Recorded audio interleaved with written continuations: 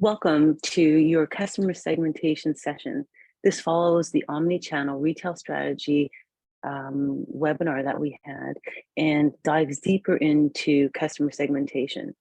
This session will be recorded and we will be sharing the recording with you along with the deck and any sort of handout that you could utilize for going through the process yourself. And should you wish to, you can book a one-on-one to go over your handout so that we can actually dive deeper into your specific needs as it pertains to customer segmentation. So I'm going to get started and just give me a second to share my screen. And here we go. So customer segmentation, what exactly is customer segmentation? We're going to go through that right now, and we're also going to go over the importance of customer segmentation. So customer segmentation, in essence, is taking your database of customers and creating subgroups from that massive or that main customer database.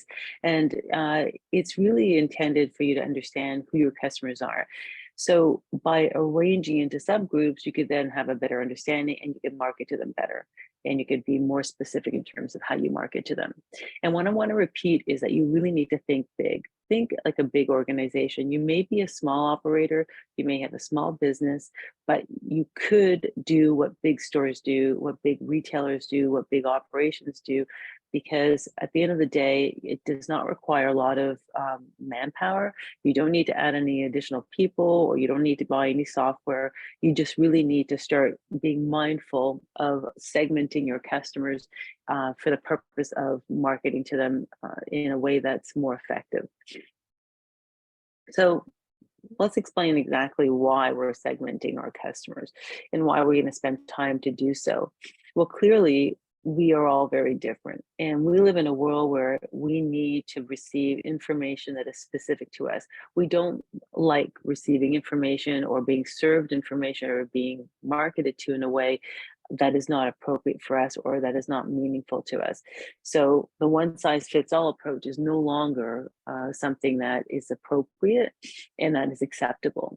So personalization is really important. And by segmenting your customers, you then are able to personalize your approach and you're able to actually communicate better with them and resonate better with them. By segmenting and by personalizing, people will react better and will feel more like they're being spoken to as opposed to being spoken to like everybody else.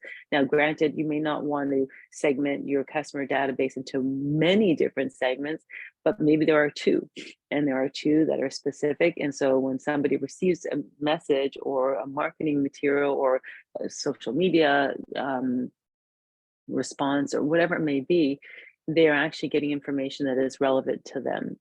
And by doing so, your time that you invest in segmenting your customer database will serve you well, because then your business will be much more effective, it'll run smoother, and you'll end up seeing the benefits of your time commitment by taking that little bit of time to segment your customers. So diving deeper into the advantages, by understanding your customer by segmenting your customers, now you're understanding who your customers are, and you're able to understand their behavior, what drives them to buy from you. And by understanding them, then you can actually market to them properly. You can develop your content, you can articulate things in a way that will be much more appropriate for them. So you can develop your key messages that are more in line with what drives their purchases, what drives them overall. And it'll also help you decide on your retail marketing mix, because you may decide that when we talk about a marketing mix, we talk about the various tactics that you utilize to market. So by understanding who your customer database is and segmenting them, then you'll understand how to market to them. It'll become much easier for you to understand. And you'll also be able to identify the ideal merchandise assortment. So, your sell-throughs may help you determine what it is that you're going to carry, but you may actually be realizing that you're missing merchandise or you're missing certain categories by getting a better understanding of your customers and, again, segmenting them. Now, if you're in the service industry, it may be a different approach, and we're not going to be talking about merchandise, we're going to be talking about service assortment or service offering. So it's pretty much the same thing, but in terms of it's not a tangible item, it's a service. And then it'll also help you have a better approach to your overall marketing and promotional campaigns. So, you know, if your clients are all super motivated by sales, well, then you know that you've got to be communicating that information on an ongoing basis and more regular basis. But again, understand your customers will help you determine that. So there are four main types of customer segmentation. The first one, or in the order that we have here, is geographic. The second one being demographic, third being psychographic, and the fourth behavioral. And, you know, before we dive into what the meaning of those four categories are, just before you start segmenting your customers, you need to ask yourself a couple things. What are your goals? Like, why are you segmenting? And we've gone through the benefits, but like, why are you segmenting? What is exactly you're trying to achieve by segmenting? And it'll help you then establish sort of the different areas that you're going to focus on. How will I measure success for my segmentation efforts? So if you're setting out to spend time doing this, you want to know that what you're doing is actually working and benefiting your business. And what data do I have on my customers right now? And what data do I want? So you may already have a bit of a customer data, but you may realize that you want to know something about your customers that you don't know.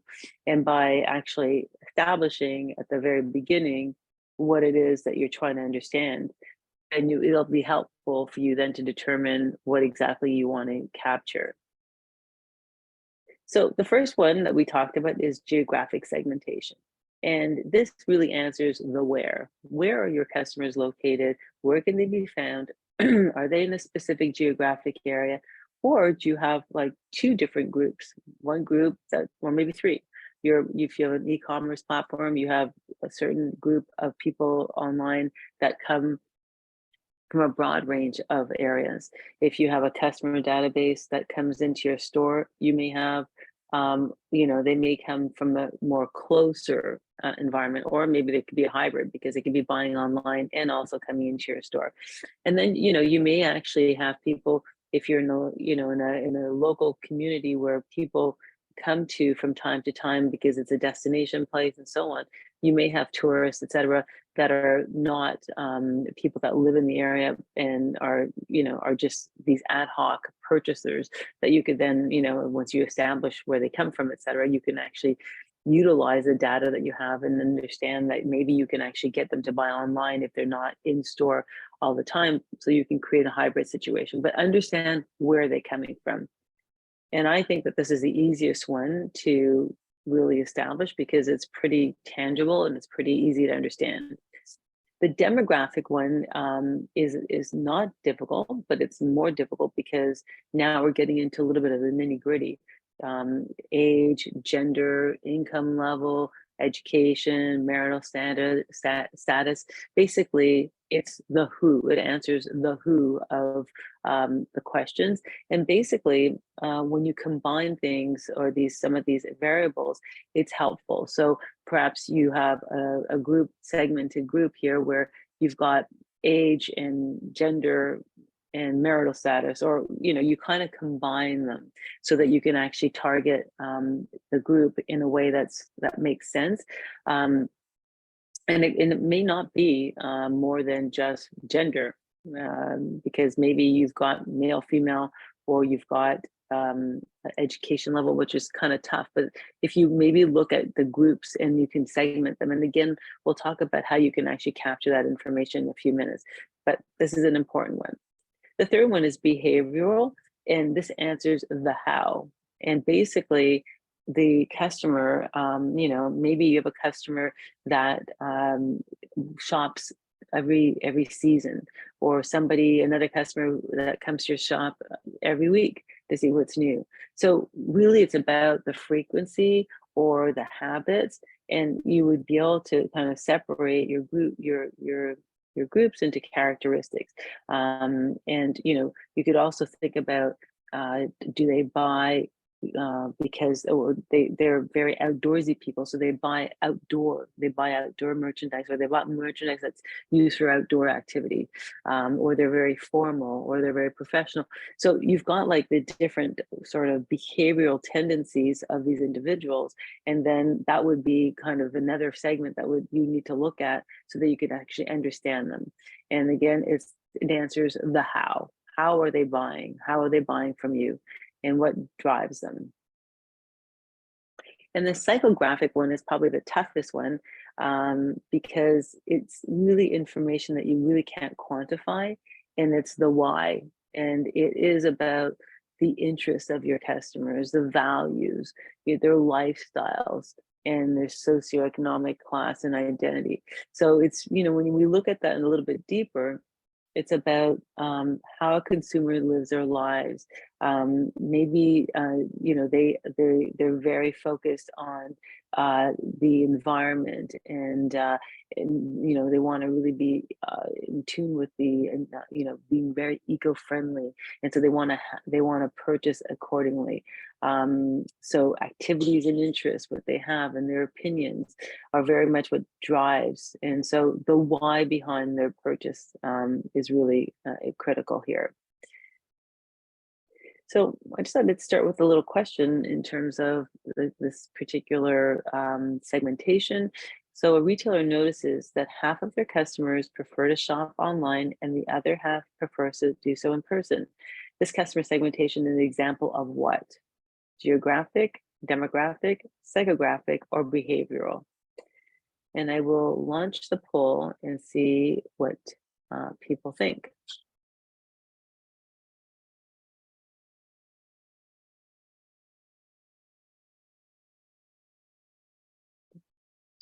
So I'm going to end the poll, and the answer is behavioral. So we understand that basically that's how they actually go ahead about selecting or shopping. It's their behavioral pattern. It's basically, do they choose to go online? Do they go to choose in store? And some people will do both, of course. So just a bit of a recall from our first webinar, we talked about how to capture customer data. And there are a number of ways of doing that. And of course, this is really critical to being able to actually then segment your customer database. So you could use social media audience insights, because you can actually capture information about your customers through social media insights. Newsletters is another way. When people sign up to your newsletter, if you already know what your goal is, you already know what you're trying to capture in terms of your customers, well, then you can utilize your newsletter to do so. You could utilize polls so that you can kind of get an idea of, again, that would really be more about capturing information about your customers. If you would send out sort of an email blast to your customers and get some sort of an answer, but you'd have to know who's answering what in order to make the polls meaningful.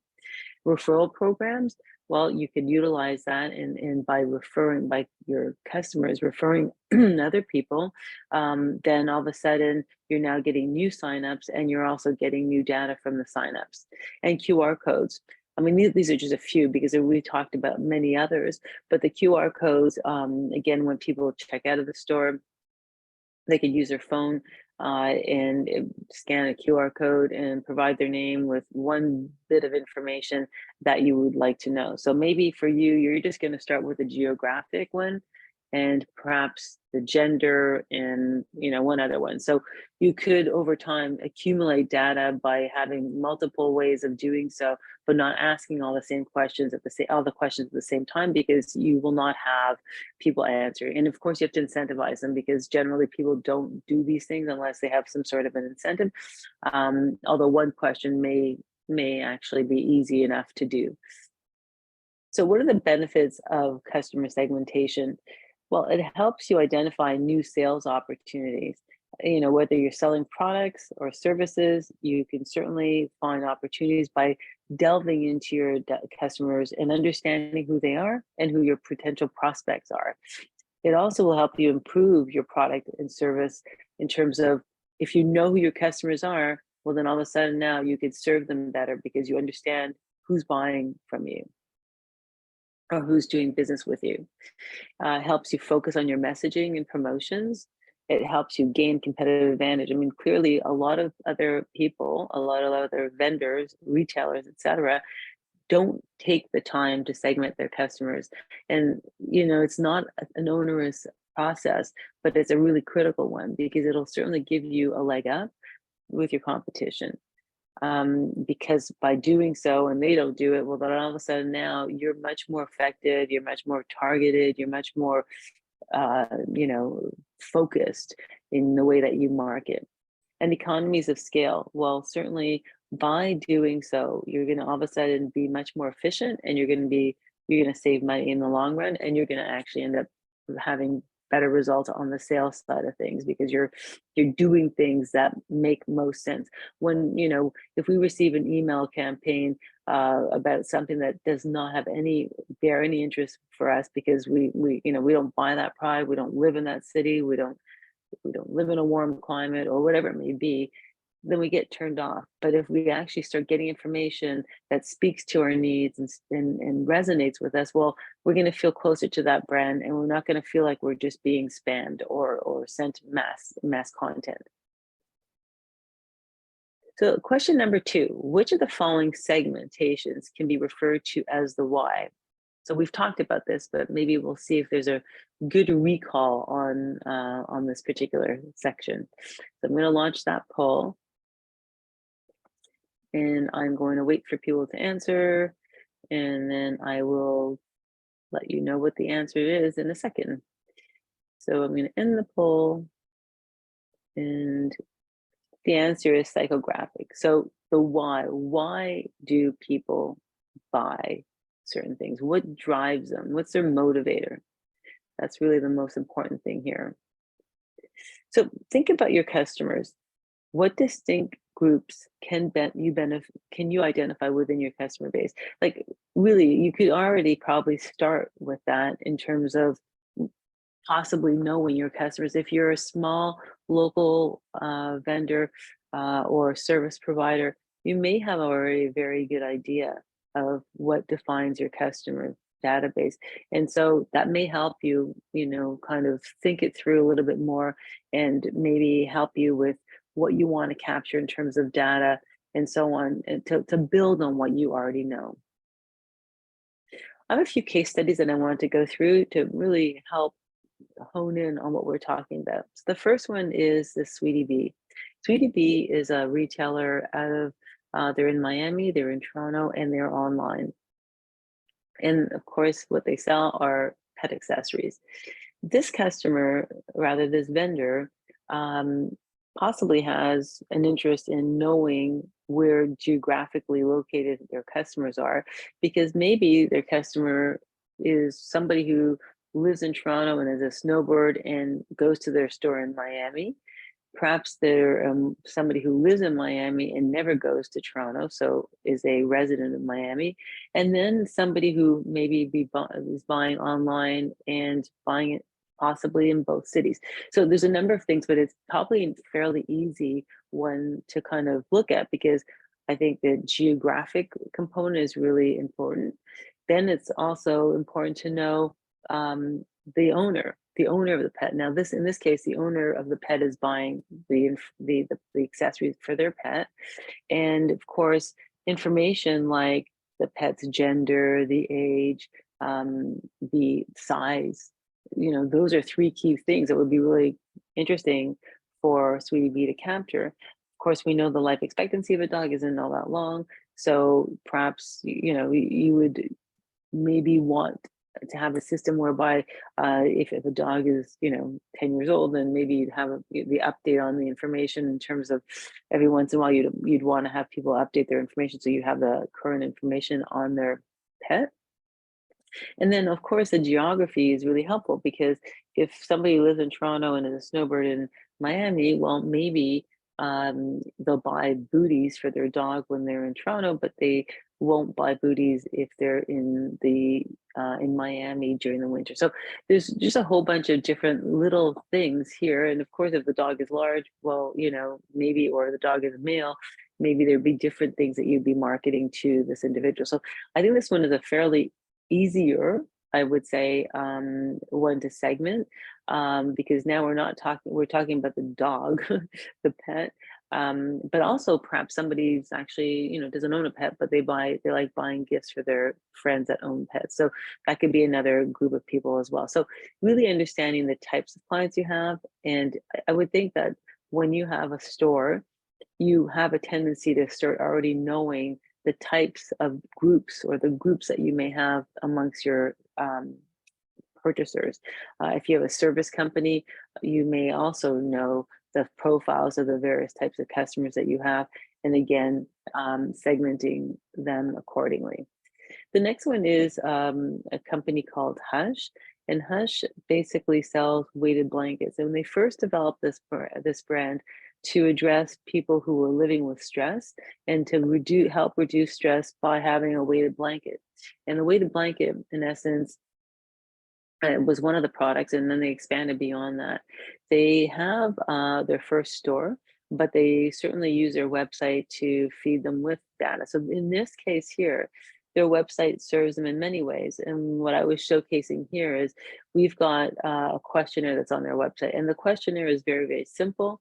But what it does is it leads you, the consumer, to find out exactly what's the best blanket to buy, based on 2 or 3 questions, but also it helps the Hush sort of now gain a bit of customer knowledge, or prospective customer knowledge, because of the questions that they're asking. So it says, find your perfect blanket. So I answer the questions here, wondering which blanket is right for you. Let's get to know each other, and we'll hook you up with the perfect blanket to match your lifestyle and personality. Let's go. So basically, they want to make sure that I'm getting what I want, again, personalized in terms of my needs. So I clicked here, and then I chose a loved one. Basically, in this case here, I'm not buying for myself, I'm buying for a loved one. And they've segmented it here by age, and adult versus kids. So I'm buying for a loved one adult. And it's asking me next, what initiated your search for a weighted blanket? And so I identified that. So now they're capturing information on me, and I've given them my email address so that they could send me information. And now basically they have a little bit of data that they're collecting. So slowly, they're getting information. And when I go to a purchase, then they'll obviously have more data on me. They'll have maybe my zip code, they'll have other things. In this case here, they know that I've bought the product as a gift, but that may mean that I also believe the product is great for me. So, there's a few things that could be understood from me, the individual that's completing this form and this questionnaire, to find out what the best blanket would be for me or for my purpose. So think about your customers. What information would be helpful for you to know about them? And make sure, that you actually establish that. It'll help you then determine what your goals are from customer segmentation. Just by going back and just thinking things through, it's fairly straightforward, but it's really important to do, because at the end of the day, if you don't understand your customers, it's kind of hard to market to them effectively and in a way that will resonate with them. So this concludes my presentation for today. I'm wondering if anybody has any questions.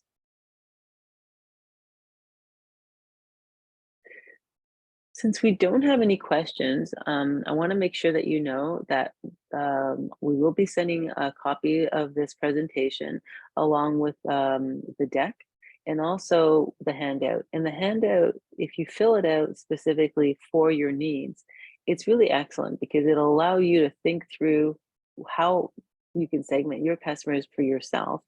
And it'll also allow us to then set up a one-on-one and go through it with you and help you figure out how to actually go about executing, segmenting your customers, and then, what do you do with it afterwards? Help you actually move through that. Certainly, every session that we have will allow you to go through the process and will help you be much more effective with your marketing initiatives and ensure that you're using your time most effectively and that you're affecting your bottom line in a positive way. So the next session is on content development, and it is on March 29th at 10:30 a.m. Eastern Time.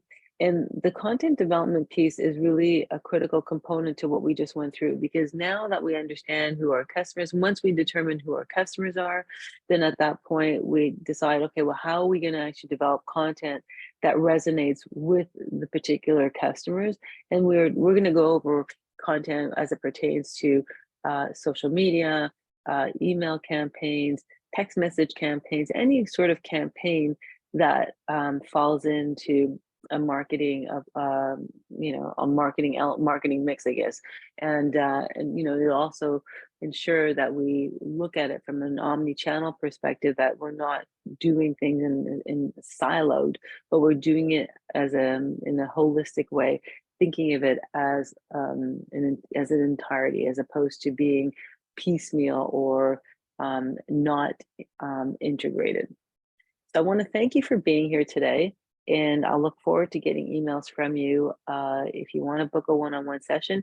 And look out for a copy of this, and in your inbox tomorrow. You'll have everything that you'll need to be able to go through it and understand what we've talked about here, and maybe review it to see if you have any further learnings or questions. Thank you very much, and have a fantastic day.